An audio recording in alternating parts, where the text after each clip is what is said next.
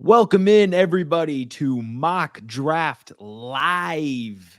Here with me is Tyler Knaeble, and the two young pups are going to be coming out here, and we're going to be drafting a $3 million best ball team here on Underdog. Isn't that right, Tyler? Keyword $3 million. We are not drafting a $25 team. We're going to win $3 million today. Indeed. We don't pay the rake. Yeah, exactly. So I'm excited. I haven't done a best ball mania draft in a little bit here. So yeah, I was gonna say, you were just talking about how you're addicted to drafting puppies. So don't tell me you haven't drafted on best ball in a while. Yeah, well, yeah, best ball I've been drafting, but best ball mania, like I like to stay in like that $5 range. That's like I'm a volume drafter. I want to get as many in as I can, and I'm not like rolling with like an Elon Musk budget or anything. So I gotta stick with the 5s and the 3s and the 7s. You know, like I'll rip a 25 every now and again, but I like to just get as much volume in as I can. Yep. Yeah. We're volume shooters. We're the Dion Waiters of the best ball drafting world. You know, if you stop putting up drafts, that just means you lost confidence in the process. So, yeah. I'd rather go 0 for 30 than 0 for 9. Exactly. All right. Yeah. Let's, as I've put out a tweet here to get some people in, let's start up the draft. All right, let's do it. Here we go. And we're in. Oh, we don't have to wait for anybody. It looks like we're not drafting with anybody right now. These things feel so fast. Yeah, and we got the 12 pick. I don't really like the 12 pick, to be honest, but you might as well just hit back and just start over. Let auto draft, queue up some players, let auto draft do its course. Hey, also, I don't know if you've seen this, but if you look at my name and right below it, we got a little black and white badge there. I'm officially a badge bro now. Oh, you're a badge bro. Yeah, I am. Congrats. Yeah, I know. Clap it up in the chat for Tyler. It's exciting stuff. But really then unclap it up, because I noticed a little something today on Twitter DMing you. I don't know when this happened, but there's a little check mark next to your name. And I know that Elon did not give that to you for free. No, he did not. He did not. Are you going to speak to the fact that you were paying for Twitter? Okay. Here's why I have a check mark next to my name. I am starting this new thing. I've never used TikTok. I'm not a TikTok guy, but I wanted to do like some like breakdown like best ball teams. So I've been doing that. I have to make them on TikTok because I have to use the green screen. I think it's like the only place you can use the green screen. So I've been making them on TikTok, and I save them, and then I put them on Twitter.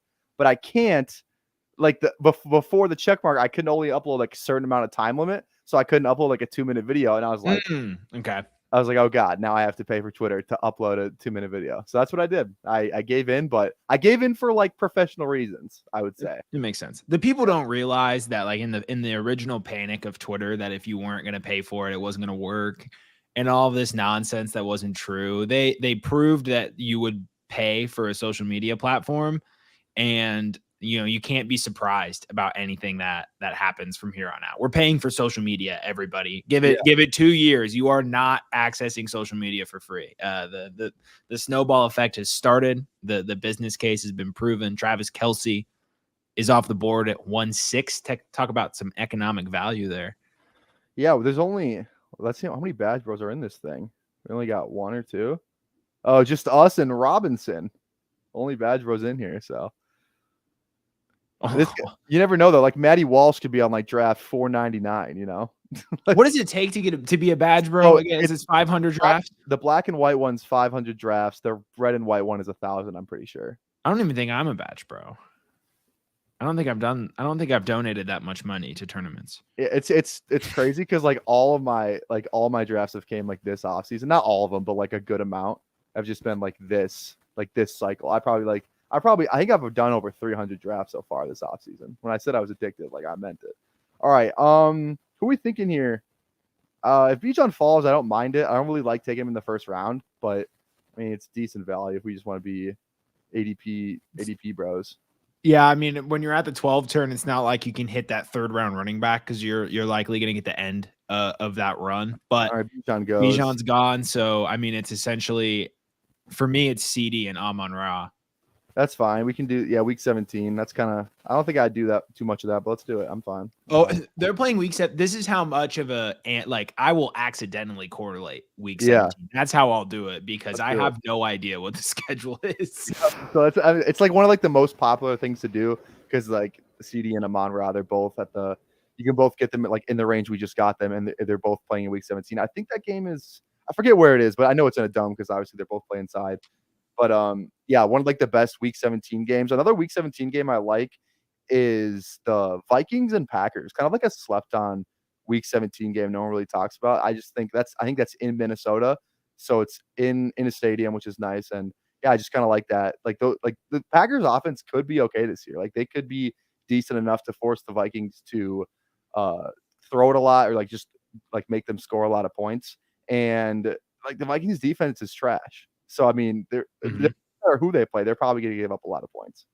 Is there value to just instead of going week 17, just playing for advance rates? So just trying to kind of correlate just the few advance weeks, the playoff weeks, whatever they're called in these tournaments, because that's almost, if people get too carried away with week 17, I'd rather just go with the draft good player strategy and try and hone in on some teams with some lighter playoff schedules if I'm put in a good position. Yeah, week 17 for me, it's more I use it as like a tiebreaker than anything else. I don't really look at it as like, oh, you need to make sure everyone you draft is week 17. Like I would never reach around on somebody just to get the week 17 game stack. If anything, a thing I kind of like to do is there's some division games like where like the Vikings and Packers play each other, Tennessee and Houston play each other, Miami and they're not in the same division, but like there's like division stacks. But like if you draft teams in the same division, there's a good chance. I don't have the week 6 or 16 and 15 matchups memorized. I've even tried, but like a lot of those games at the end of the season are usually like division games. So if you just kind of draft like I like to use like divisions as tiebreakers too, because there's a good chance that week 15 and week 16 those teams could be playing each other too, which is also going to help your advance rate. And especially in this format this year, Best Ball Mania, the requirements of advancing are so much harder. I think it's 1 of 6. It's like you get put in the first groups, you have to be 1 of 16, and then it's like 1 of 16 again, where I think like the year before it was 1 of 12 or something like that. I can't remember, but it's incredibly hard to get to the finals this year because there's how many people again? I think it's 600.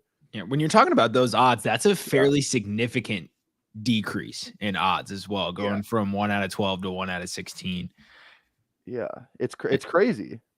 Well, it's going to make, and this is where I'm not incredibly adverse in best ball strategy, but it almost seems like in a game where everyone's trying to be unique, like there's always the memes of just draft good players, but it almost just seems like if you stick to your guns there, then and get ahead of these ADP swings, I feel like that's going to be what's going to carry more people are the people that got Alexander Mattison super cheap, or flip side, if Dalvin Cook goes back to Minnesota, the people who got Dalvin Cook at this crazy discount, especially in BBM4 where it's like an open tournament for over like a very long period of time where these entries are coming in. Yeah, it's hard to click a guy like Alexander Mattison right now because you hit the nail right in the head.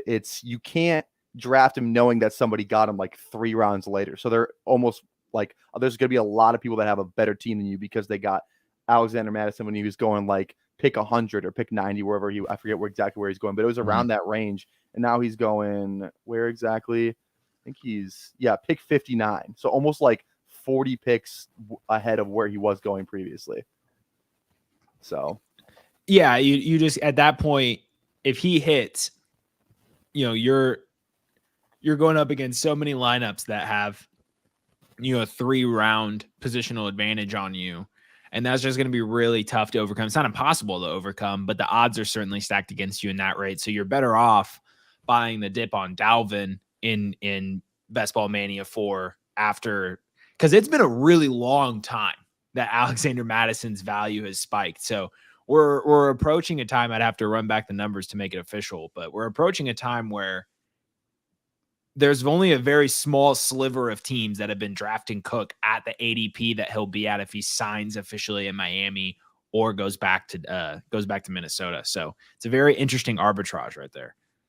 If we could get Mark Andrews and Lamar here, that would be fantastic. I mean, I'll cry. That would be great.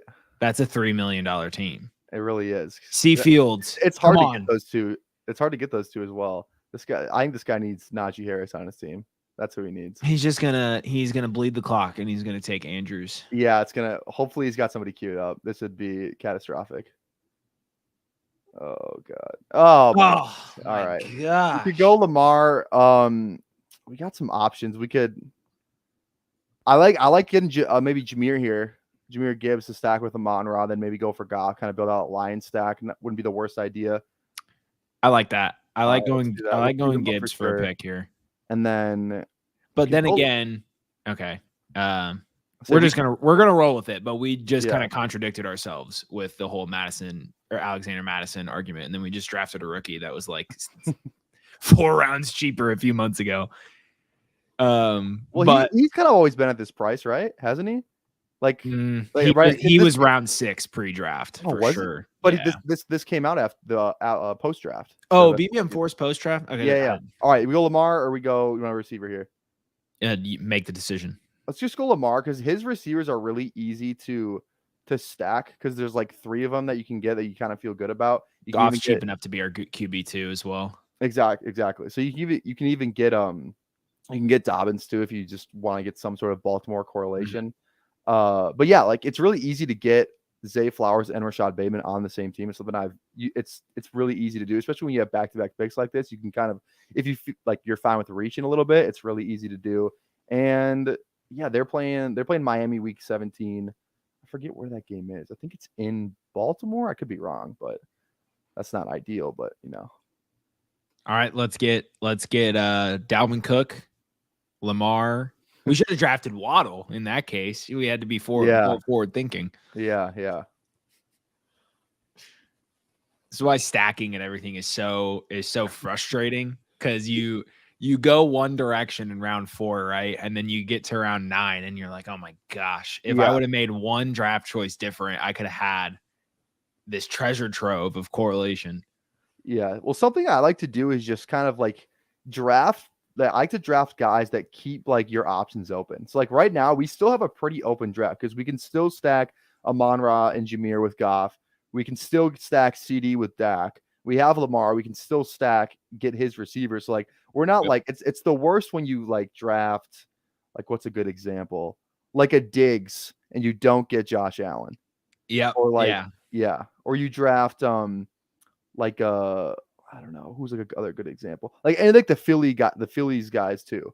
Or the Philly guys too. Like if you don't get like Devontae Smith or AJ Brown, it's harder to draft Jalen Hurts or DeAndre Swift. Like it doesn't feel as a sexy of a pick. Yeah, it doesn't, but at the same time, in best ball, I'm perfectly content if Hurts is my QB1, go in with a cheap QB2, kind of doing what we're doing now and stacking a guy like Amon-Ra with Goff, and then grabbing Goddard. Goddard's very affordable, and in best ball, his price is more appealing. Mm-hmm. So that'd be a route I'm willing to go to, but it does make it harder to hit the button. Yeah, for sure. See, DeAndre Hopkins was like he was not going here like a week ago. That's another guy too, kind of like the who are we talking about? Madison. Like now DeAndre Hopkins, like I was drafting a good amount of him because my thinking was wherever he lands pretty much it feels like he's just going to go up because people now can make like now they know where he is. They so know. They can start playing like the potential, like even if it was New England, is like, oh, he's with Belichick and he's got Mac Jones, he's the best receiver on the team. Like he's the only really outside guy on that team. That's what doesn't make sense about all this is that we knew that Tennessee and New England were the worst case scenarios, and either of those offenses is going to give him a 25+ target share.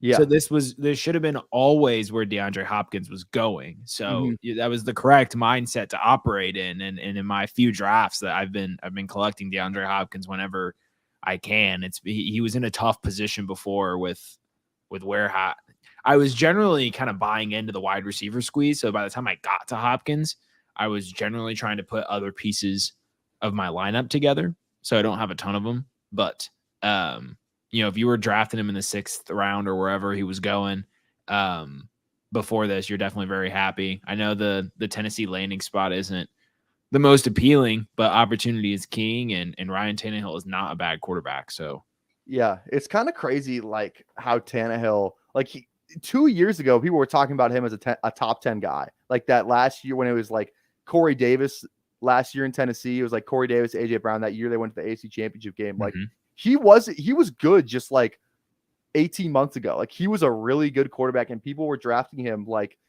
kind of like in that like Jared Goff range. Like that's where he was kind of going. Like he was a good, solid mid-tier guy. And I don't see why he still can't be that. I know he's got like some injury issues, but other than that, he's got the weapons. The offense still feels kind of what it's been while he's been in Tennessee. I don't see like they're a playoff team. So much. Exactly. People are talking about Tennessee like they're a bottom like 5 team in the league. And what's their over under on their win total right now? I have no clue. But I'll like take it. Also, like I'll take the over. It was a playing game in week 18 against the Jags, was it not? Like if the Tennessee won that game, they were in the playoffs. Like they're a playoff team, especially with Hopkins now. And I don't know. It feels like an offense that could vastly surprise some people, kind of like Seattle. Not in like just like Seattle, because that Seattle situation was crazy, but they were the number 1 seed in the AFC 2 years ago. Yeah, and they have a very similar team. And so this is, it's just funny how quickly people forget. I mean, Tannehill can be like a Goff where, he was a productive quarterback and then had a really off year. In Goff's case, he transitions to a new team. All right, what are we doing here? We could take TJ at a lot of value. He fell 8 picks past, which is nice. We don't have a tight end, so we could do that. We could get Dobbins as well for the like some sort of Baltimore stack. I think getting Hockenson down here is pretty valuable and something that at the 12 spot you're not generally able to do.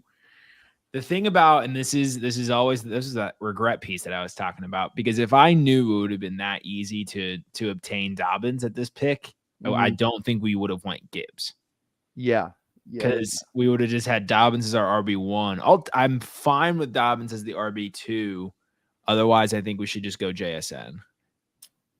I'm down for JSN. I've been clicking JSN a lot recently just because I like it a lot more than Lockett, Pittman, and Evans. Like he just feels like more fun to me. Like he feels like he has higher upside than all those guys just because the profile coming out of Ohio State. So I like the JSN pick. Plus Geno is like, he's crazy undervalued. Like if you look at the quarterbacks, he goes after like Dak, Kirk, Daniel Jones. Like he was like a top like 5-7 quarterback last season. And he only got better weapons. So I love building Seattle stacks. It's one of my favorite kind of ones to build out. I've been drafting a lot of Kenneth Walker because it just feels like he's another guy who could like we saw the talent last year. We know the talent's there. A couple injuries or a couple things break right for him. He could be what he was last season and finish as like a top 12 running back. That would not be shocking at all.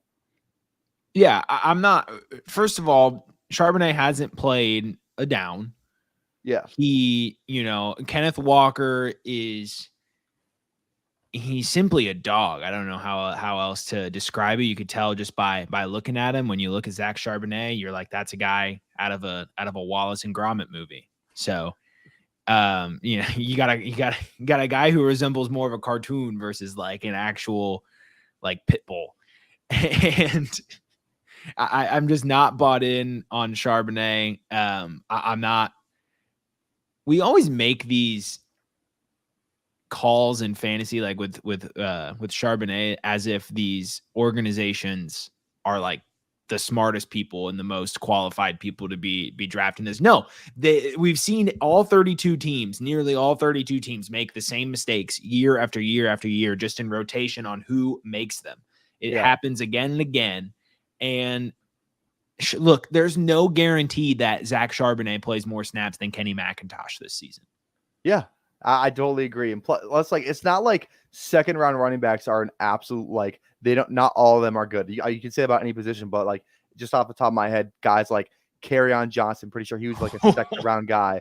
Like had an OKC. He's kind of like the same build, I think, as Charbonnet. I don't remember Kerryon Johnson's like combine numbers, but they just kind of feel like a similar player, like similar body type. Same thing with like Amir Abdullah, 2nd round pick, exciting out of Nebraska, really did nothing. So like these guys can bust. It's not just an absolute certainty that Charbonnet is going to hit in the NFL. And if he doesn't, like even if he's like, he has to live up to his hype to like really impact Kenneth Walker. He has to like pretty much get like, he has to be like the best version of what they drafted him to be for Kenneth Walker to be effective.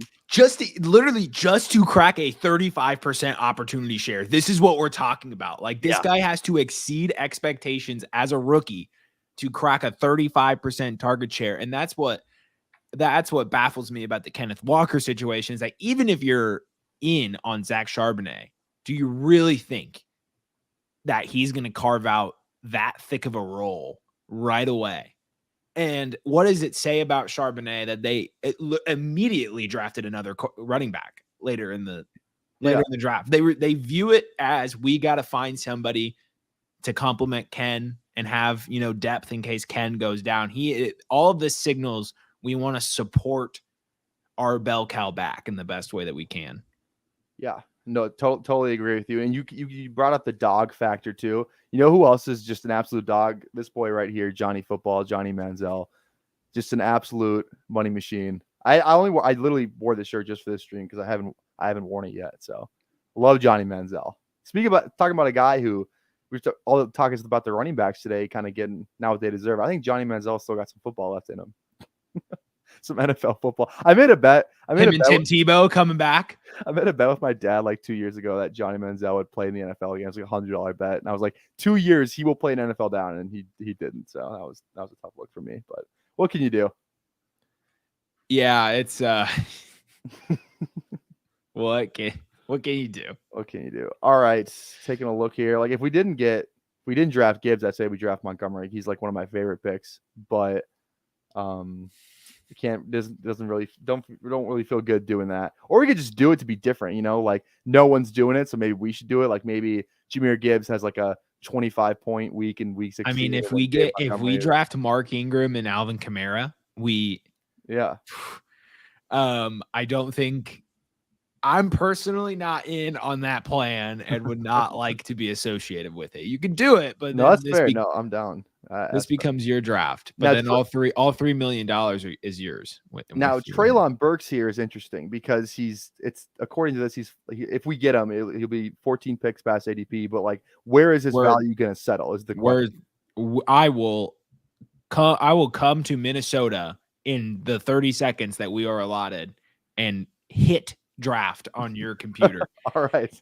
I love just having the opposite reaction as everybody else because realistically, in a best ball atmosphere, Treylon Burks' ADP does not need to be going down another 2 rounds. Like when all the numbers settle, when the dust settles, I don't think his projected target share is that different than what the Sharps are projecting now.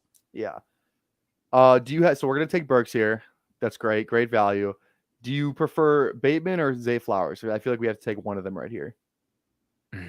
Dang. Yeah, it would be nice to take Rashad White here. Yeah.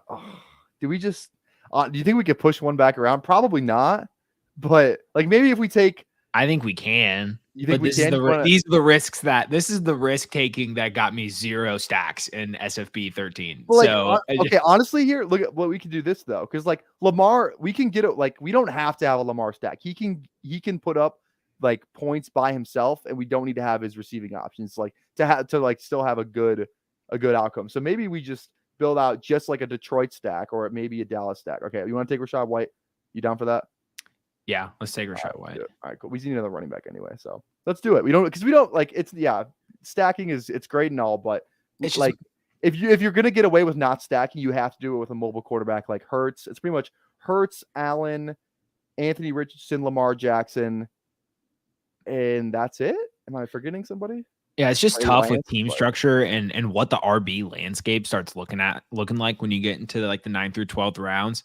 And so we have Gibbs. And we're already taking a pretty big swing with that. And so then if he's our only running back entering like the 11th round, we got to start really just taking some dart throws and hitting. Like we're going to be taking like James Cook and who I like, but you start losing a lot of certainty there. So having a guy like Rachaad White, and then, the correlation is nice, but in terms of value over replacement, waiting on somebody to replace Bateman is going to be, an easier fix for our lineup than finding an RB2. No, it's very fair point. And I kind of like drafts where we have an elite guy or like a guy we feel good about at every position. Like we have 2 pretty good running backs, an elite tight end, an elite quarterback, and we already have 4 receivers. Like that just feels good. So you can kind of go. You're not forced. It's always the worst when maybe you start the draft like 4 receivers, so then you have to draft like a running back or like those other positions. But maybe like a guy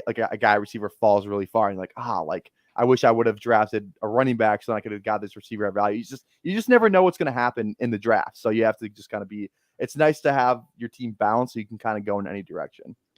So we can't really highlight any comments on the stream because Seth is kind of working in the background while Tyler and I do the stream. So Jamie Perogue, that was Senior Football. Why White over Pacheco? Because more guaranteed touches. Where's my finger? More guaranteed touches and more guaranteed fantasy friendly touches, and a lot more of them. So active in the passing game, going to be the lead back, no questions as to who's the top dog in the backfield on a week-to-week basis. So it's it was questionable before the draft, but post-draft, Rachaad White is the clear pick for me. Yeah, no, I agree. I think Rachaad White has a lot more upside than Pacheco, just because Pacheco, like, he's not going to catch passes. Like, we know they have McKinnon there. McKinnon is their third down guy. I remember just watching all those Chiefs games last year. It's McKinnon on third down. It's never Pacheco. Like, Pacheco, he's in a great offense, and he might get some he'll obviously get some red zone touchdowns. But it just feels like, I don't know, every time I watch the Chiefs and they're in the red zone, they're doing some tomfoolery with their like formations, and I feel like it's always like a passing touchdown. I feel like it's not like the Patriots where they're just going to line up and they want to score running the ball inside the red zone. The Chiefs, they always got something special like up their sleeve, and it usually involves Patrick Mahomes and Travis Kelce. That's just what it feels like. It's because Patrick Mahomes has an ego that he has to feed. They can't just. You don't like Patrick Mahomes? It's not that I don't like Patrick Mahomes. It's that I am willing to admit that it's very clear that there is ego presences in that locker room that are exhibited you said it, like they're always doing some tomfoolery in the red zone just to prove that they can. And it's badass because they prove it every time. They just go out there and they score. They do what they want to do. And so I have immense respect for it.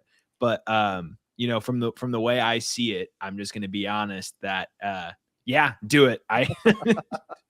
Clip it and ship it, boys. I am what they call a sicko. I will get the hate messages from the people and I will laugh. It makes me happy because people spent time out of their day thinking that it would upset me. And it doesn't. So that I'll get a kick out of it. You know what quote we still need to get up on the social medias is the one that Seth had where he said Mike or Joe Flacco is a better quarterback than Aaron Rodgers. Yeah. I'm still waiting for that one to pop up on social. And Mike White. The people and Mike White. Oh, that's right. Yeah. All right. Let's dive back here. Let's see. Okay. But he is. He normal quarterbacks just run the ball on first and goal from the 2. Yeah. Did you watch the quarterback Netflix thing? No, I heard it was dog. So I liked it. It was fine. I thought it was okay. I'll put it on. I'm going to time it differently. I'm going to time it so that like I get some slowly start dripping more football content. And then like by the time I'm done with it, I want it to be like the Hall of Fame game.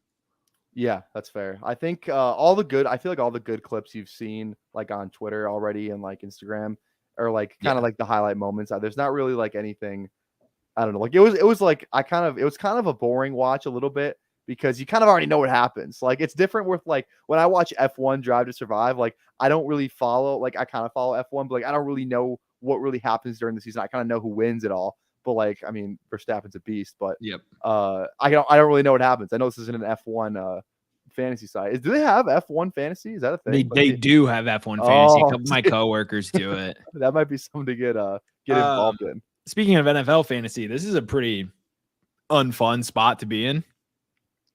Yeah, like you're talking about this range right here. Yeah, look at this. It's not, especially just with our build right now. Like all of this just sounds unappealing. I'll take AJ Dillon for sure if he gets there. This guy, look at this guy's team. 1-4-1-2. Very interesting build here. I'm very Kadarius Toney, wide receiver 1. Just absolutely does not. See, that's tough. And he takes Odell from us. That's unbelievable. That's unbelievable. We can do it after this pick, but I'd be interested to see like on the draft board, like there's one of those running backs that you could sub for your wide receiver 1 and still do this strategy. And here I would have made my 4th RB AJ Dillon and then had a stronger wide receiver 1. And then I like the strategy because if those 4 running backs hit, you're getting you're getting 3 of them at least every week in your lineup. All right, who are we thinking here? We got Evan Engram fall past ADP if we wanted just to double tap side end and be done with it. I don't really know. We could stack. We could get Gino here. What do you want to do? You make the call. Okay, let's do. We'll go Evan Engram. Just be done with tight end. Just whatever. Okay. I hate what too many cooks in the kitchen can do to decision making. So I trusted where you wanted to go. And then Billy Muzio has really been selling me on this Rashad Penny. I was just about to ask you about that because I'm not gonna lie. I respect the hell out of Billy, and I know he knows more than I do, but I can't. Let's do it. Honestly, let's do it. I think we can push the quarterback around. We have so many different guys we can get, so let's do it. I produced that the Man vs. Machine, and I sent like 3 different Rashad Penny quotes at the end because like he was just. They were like crazy quotes. Like, I'm not saying like they were crazy, like that's just like that not gonna happen. They were just like something that I hear nobody talking about. It was like there were the one where it's like Rashad Penny's the most explosive runner in the NFL. I think he said like Rashad Penny could finish as the RB1 overall if like so it was something like that. If he played a whole season. I don't know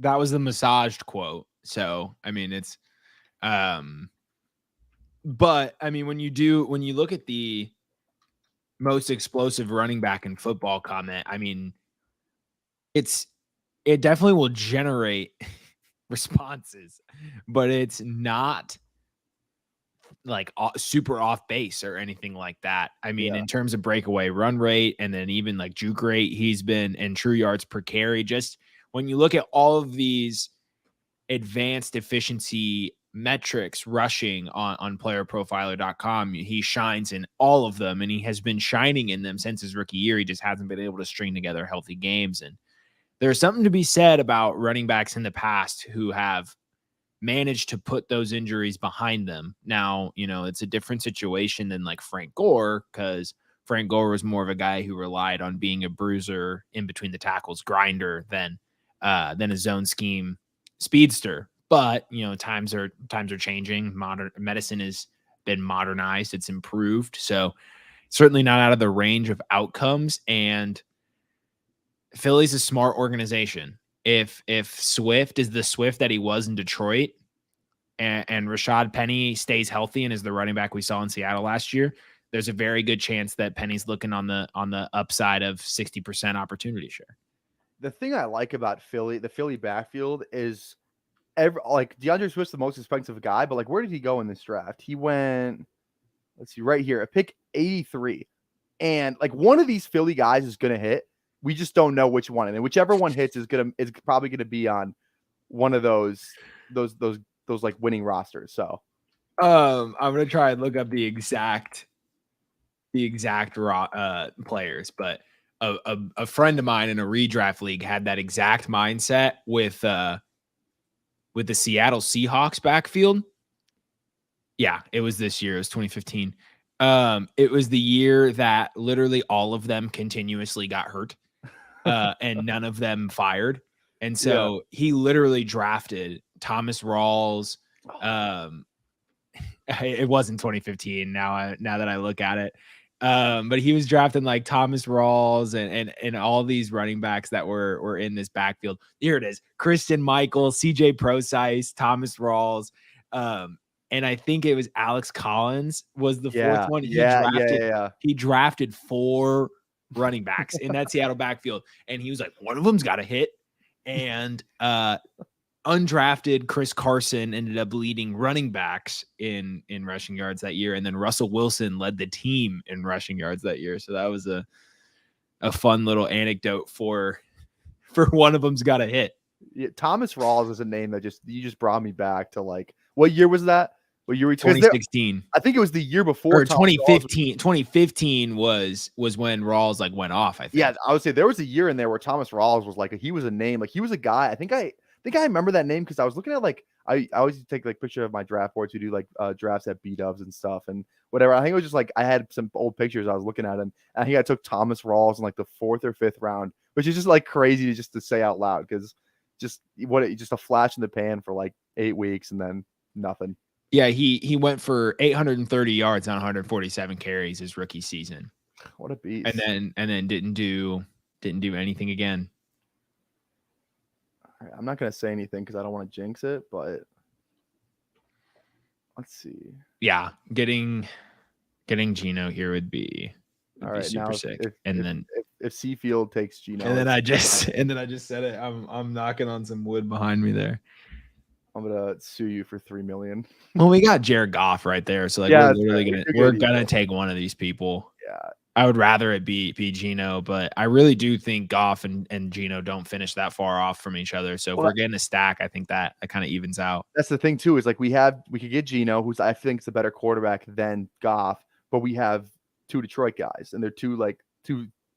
Okay, that makes our decision easier. Decision easier. That's fine. You know what? Yeah, that's probably the smart decision. We'll take Goff for sure. We could take. Yeah, here's an interesting spot to be in. Okay, we're obviously done at tight end, so we'll just look at running backs and receivers. We're done at quarterback. Elijah Mitchell, obviously high upside. I feel good about our running back room. We could go just like Gallup, just kind of build out like a little Dallas team stack. Don't have Dak, but I don't hate Kendre Miller shooting for upside there. Okay, I like Kendre. From a receiver standpoint, I think Michael Gallup's kind of underrated. Yeah, I'm just not that bought into a 30-year-old Brandon Cooks. Yeah, that's totally fair. I think, and Gallup's a good, like CeeDee's going to be in the slot, and Gallup's going to. Oh yeah, we do have CeeDee. Yeah. God, it's so hard.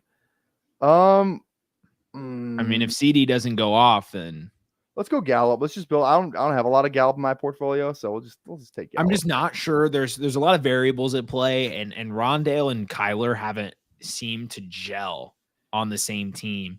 And like, I generally don't like to use height, but I've heard arguments, and it makes a lot of sense where like Kyler just like literally cannot like across linebackers in his offensive line, like he just cannot see Rondale Moore. Well, you must have not heard the news then. You didn't hear that Kyler Murray's like 6'1" now? When did this happen? He grew? Marquise Brown claims that he's like, I swear Kyler Murray's like 6'6" now or something like that. You stopped growing at 25. I think Kyler Murray, like he's gonna be like 20. He's about to be 26. 20. So that would be that would be crazy. I don't, but like back to the Rondale Moore thing, I get Marquise Brown, like after the D-Hop was released, it makes sense that Marquise Brown got boosted up a little bit. It doesn't make sense for the Rondale Moore for me because he's not like that solidified wide receiver too. Like I'm a big Michael Wilson guy. I would not be shocked if Michael Wilson finishes more fantasy points than Rondale Moore. Like that's not, I don't think that's a crazy thing that is really disputed. I really like Michael Wilson. He flashed when he was at Stanford. He just couldn't stay healthy. So if he can stay healthy, I think he's a really good. He's like one of my favorite. Whenever I draft Kyler Murray, I'm drafting Michael Wilson in the last round. Like it's not going to hurt my team if Michael Wilson isn't like the best player in the field. But he has like that. He's a tall guy. He has that X profile, and like Marquise Brown, like he can play the X, but it feels like Michael Wilson, he has that profile that Rondale doesn't have, that Greg Dortch doesn't have. So I really like Michael Wilson just because I think he gives you more upside than Greg Dortch or Rondale Moore. Yeah, I that's a good point. I do think that if there's an extended period of the season where they're playing with a backup quarterback, it's hard. It's harder to make the argument for him because we saw what I mean, they were just trying to game script as many gimmicky touches for Greg Dortch as they possibly could, and they're going to do the same with Rondale Moore. Especially if, or is Blau still on the Cardinals? I know he'd be like down there in the depth chart, even if he was, but he didn't look terrible in spots last year, and he's got that connection with Rondale Moore. So there's a if he's on the roster, there's a non-zero chance that you get that connection. Yeah. I don't, because they got two guys. They got Colt McCoy, and then they got Clayton. They got that Clayton Tune, who I think Tune will end up being the guy who ends up starting early on in the season. But to speak to Gallup, he's a year and a half post surgery, and he's going to be the number 2 target. They just lost Dalton Schultz, and Gallup has proven it before. He's been a top asset when he was on a team, the Cowboys with Amari Cooper, where Gallup was the number 2, and there wasn't much else going on in the receiving core, and he was just force-fed a bunch of targets. So in this passing offense, I think it's very realistic that Gallup is seeing, definitely over 100 targets. That doesn't sound unreasonable, right? I think it could be 110. Sure. I think it could be 120. Yeah, like, because who are the guys in this Dallas like passing attack? It really just feels like 3 guys. If you don't include Pollard, you just look at pure like receivers. It's Lamb, Gallup, and Cooks, and like that's really it. I mean, if I don't really know Noah Brown, they wouldn't have got Brandon Cooks if Noah Brown was any good. Like he's like a reliable guy, I guess. But I don't know. Like, I'm not scared of Noah Brown. Definitely not scared of Jalen Tolbert. I remember I drafted Jalen Tolbert in like the second round of a rookie draft. I was like, this feels like a good pick. Like on the Cowboys, like has a path to targets. The only problem was he couldn't even beat out Noah Brown. So okay. All right. Is this Fields guy just gonna reap all of the value that we almost get? Because if this running back, oh yeah. Like that's what I hate when players slide like this, because they always go in that range right before you, and you're like, come on. Yeah. He's probably, I mean, he kind of needs a running back. He doesn't need a running back. He could go. I feel like running back's the only position he's low on though. I don't know. We'll see. Roshan, I like Roshan. Algier and Roshan are like guys I've been drafting a lot of, just because Algier has I said it in on one of those the short videos we have that went out on YouTube, but Algier I made the comparison. Algier is like the Elijah Mitchell of it, like the Atlanta rushing attack. He's going to be Elijah Mitchell. He's going to get a lot more carries than people realize, and we're going to go Kendre Miller, right?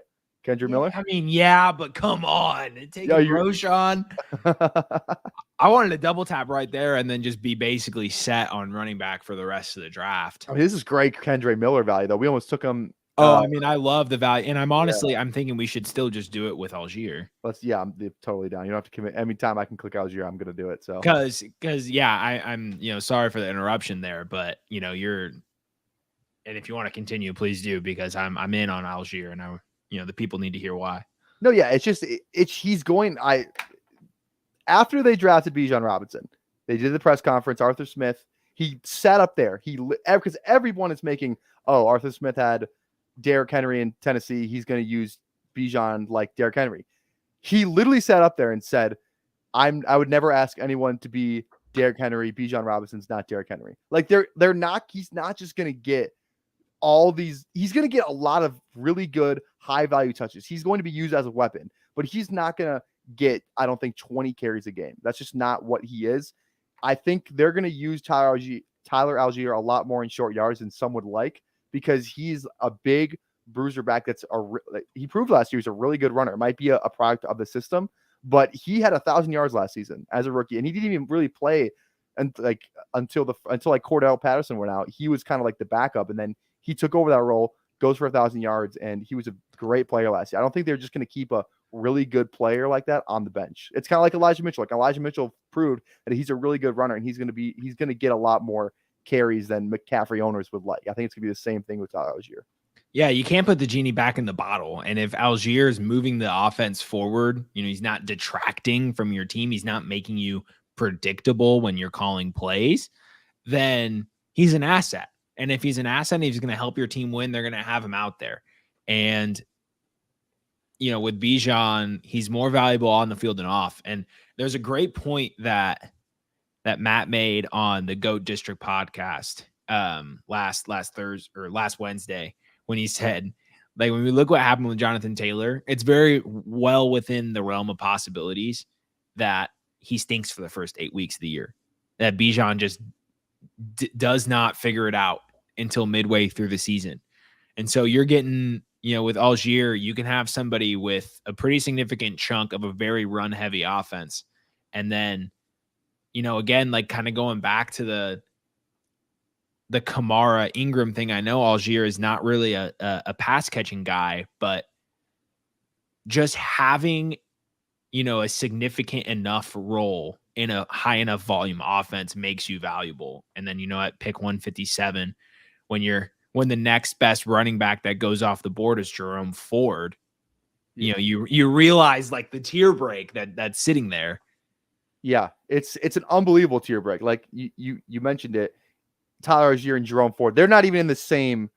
Like they're not even in. Like they might as well be like two tiers apart for me at least. Because Also if God forbid anything happened to Bijan, Tyler Algier is a smash pick. He is going to have a ton of value if Bijan gets hurt. Any game that Bijan missed, like it's kind of hard to play 17 games as a running back in the NFL. Any week that Bijan misses, Tyler Algier is the number one guy in one of the best rushing attacks in the NFL. Yeah, I'm about to go trade. For Tyler Algier, I think. Yeah. God, I love Tyler Algier. Tyler Algier. I can never say his name. When we think about Kenny Gainwell, we had all this talk about Rashad Penny and DeAndre Swift. So are we in lockstep that Kenny Gainwell's time is kind of over and he's losing his role in the offense quickly? Yeah, because it feels like if it was him and Penny, I would feel a lot better about Gainwell because he has like that pass catching kind of profile. But Swift is like the ultimate pass catcher. At least that's what he showed in Detroit. So it feels like Kenny Gainwell is kind of the odd guy out here. He's not big enough to be the goal line back. He's not good enough to be the receiving back compared to DeAndre Swift. So it just feels like I don't know what to do. Like maybe but it seems like they like Kenny Gainwell. Like I feel like he always gets like some usage. Like I think Sirianni just kind of likes him. He likes to have him around. But like now they have Boston Scott too. Like I don't know. Like it's just so weird. Like they have 4 running backs that everyone kind of knows, and any one of them could go off in a given week. Like there's always like that sneaky like 18-point Boston Scott week. Every single year there's a Boston Scott week. Yeah, there's room for Kenny Gainwell to get 5 carries per game, right? But it's where they're at, right? They're going to be, maybe third down situations, where they want to disguise a pass. But if Swift hits, that's kind of what from the moves that they signaled, that's what they thought they were missing with Sanders, somebody who truly excelled at that. Mm-hmm. And so if Swift, who has been an efficient receiver since he came into the league, even last season, if he displays that, then it's going to be real tough for them to put Kenny Gainwell on the field, because when you look at the rushing and passing volume, there's plenty between Penny, Swift, and Hurts for them to take all the opportunity in a given game. So I know the Podfather's in on Kenny Gainwell. It's really hard for me to get on board. The opportunity's too steep, and if he showed anything promising for them, they wouldn't have done Rashid Shaheed. Yeah, I was going to say 26 pass ADP is insane. So we'll definitely go Shaheed there. It's a $3 million team. Unreal. Thanks for the buy-in. I think we should take Jake Jaden Reed too. Yep. Yeah. Just not more value. I think we're good at running back. We got 5 good ones, right? Yeah, I feel really good about that running back. Yeah, I figure maybe last round pick we throw a dart throw to running back. Maybe. All right, let's do it. I think we go for a third quarterback. Yeah, definitely. We could do that. We could like a lot of directions we could go, and we could go. I guess who would like the late guys? We could go Tannehill with Tennessee. Derek Carr's already gone, right? I think he is. Yeah, that's our right here. That's our 7th receiver. Yep, 7th receiver. Yep. So we got 2-5-7-2 right now. I think we could go tight end. Like if we wanted to get Laporta, is he gone? Laporta's there, but I mean, if he falls, we could do Laporta. We could go Likely if the stack. They just have like one stack with Lamar if we wanted to do that. But yeah, we could. I honestly feel good about going any direction here. on the next pick? Yeah, if we do get another running back, Gus Edwards. Okay. I Do think you- I think saw- we draft saw- a lot of backups kind of early in best ball, and Uh-huh. that's a shocking one because, like, unless I am just forgetting a name, and I was thinking about this earlier, unless I'm forgetting a name, Gus Edwards is still the number 2. I think the Podfather tweeted out today. He liked Justice Hill more than Gus Edwards, didn't he? I'm pretty sure. I love him, but like, how after last year? Maybe I misread that because that doesn't seem right. I don't know. It doesn't feel right. I mean, they did anything but give Justice Hill a chance last year. Yeah. I think their minds are made up on what Justice Hill is. If he couldn't outsnap Kenyon Drake, who's he going to outsnap? I don't play a lot of Madden, but I watch a lot of like Madden YouTube videos, and there's this Gus Edwards card that was like the nickname, the AKA promo, and it was like Gus the Bus, and he's like the best running back in Madden for like a good month. Like he was it's unbelievable, like just stats or whatever. It's always fun, like just what Madden does kind of every year, which I don't know. Yeah, they're like team of the year and stuff like that. Like dudes who have no business like having 99 overall cards, but they just like it's just kind of fun to like, I don't know. My favorite was when they did the out of position, like in they still do that. They still do that. Yeah, and then like you put like Odell Beckham at safety. Like yeah, like Julio Jones at safety, use him as a user. Oh, yeah. That if only they could put together a good product. I mean, goodness gracious, they should reach out to Underdog and just take a lesson.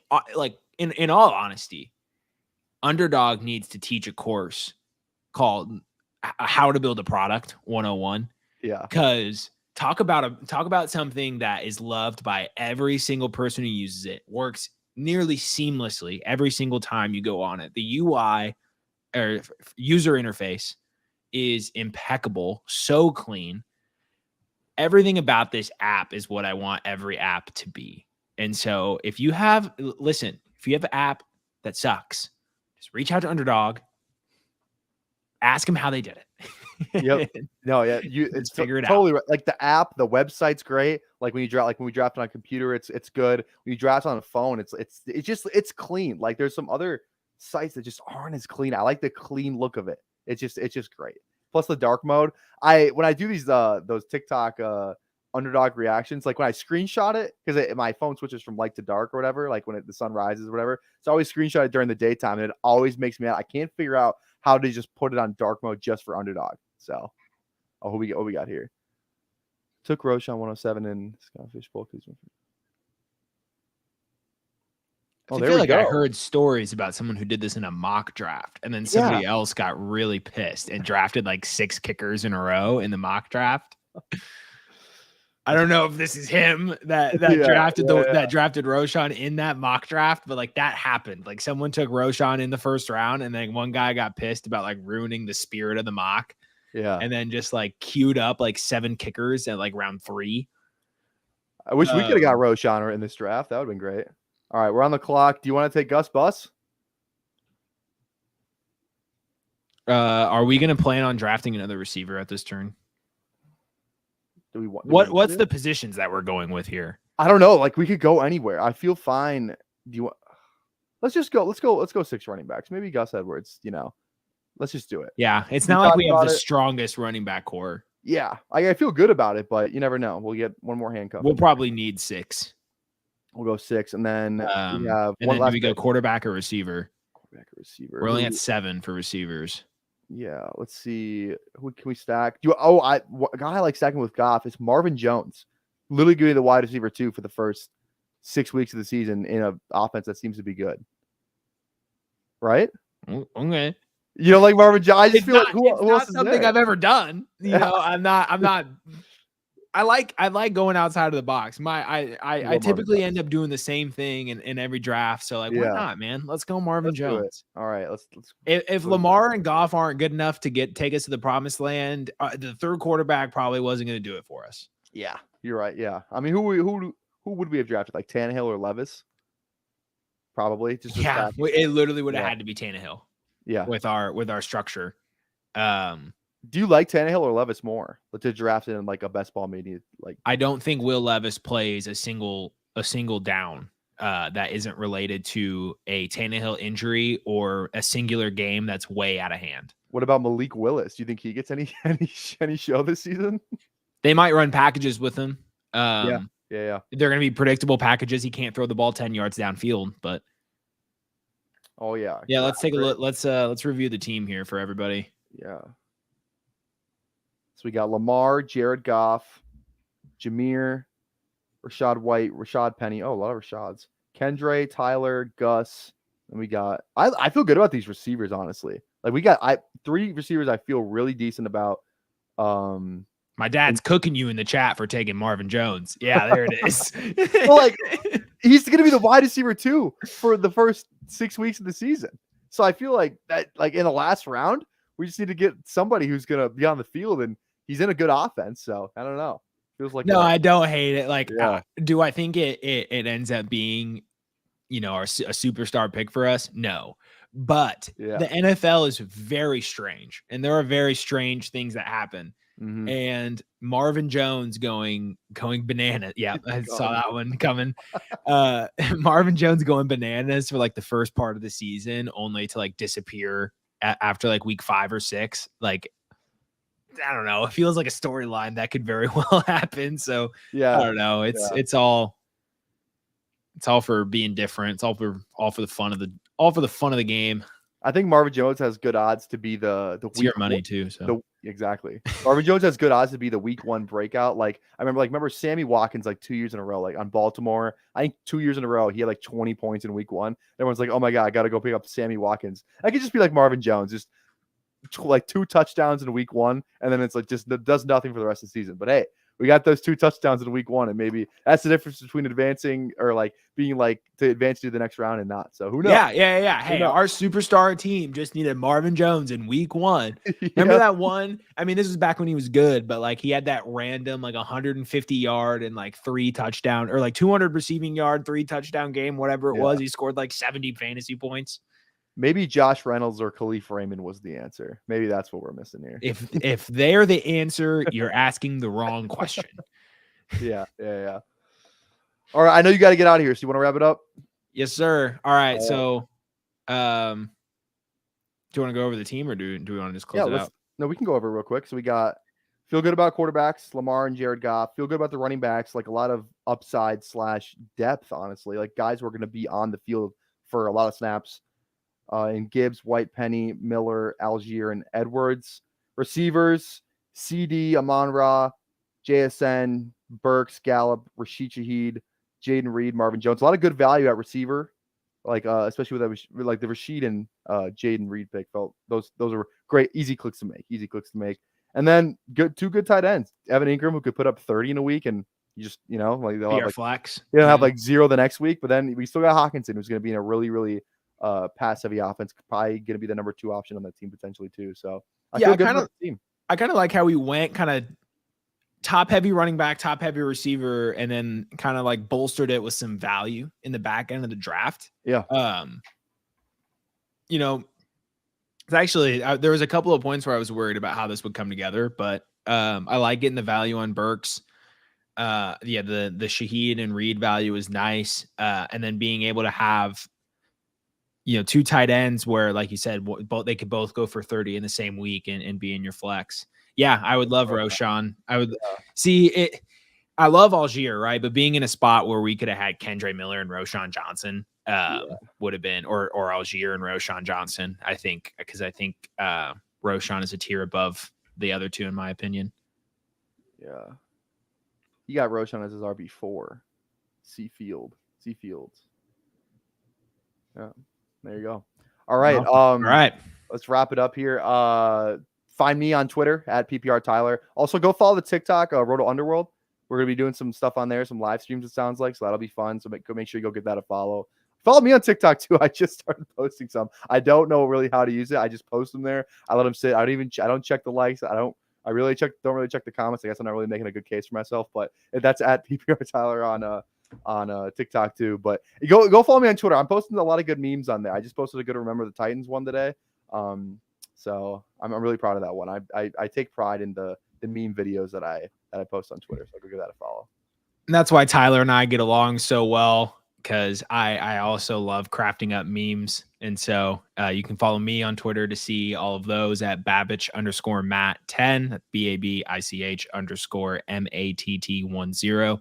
You can find me every Wednesday night on this YouTube channel, co-hosting the Dynasty Roundtable podcast with my partner, Seth Dewald, my podcast partner, Seth Dewald.